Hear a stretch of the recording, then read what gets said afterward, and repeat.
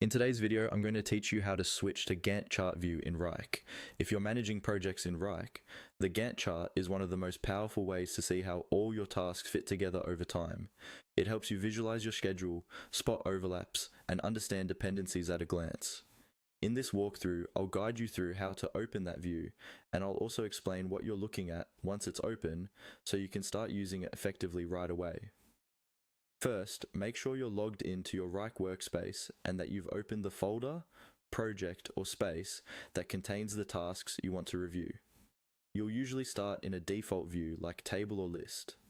Along the top of the screen, you'll see the View Options bar. This is where Wrike lets you switch between different ways of looking at your work. Look for the option labeled Gantt Chart. It may appear as a tab or a button in that top area, next to other views like Table, Board, or Calendar. Go ahead and click on Gantt Chart. As soon as you do, Wrike will switch from your current view into the Gantt Chart view for that same folder or project. You'll now see your tasks displayed in two main sections.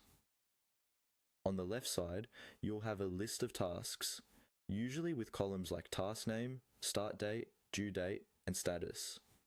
On the right side, you'll see horizontal bars laid out on a timeline.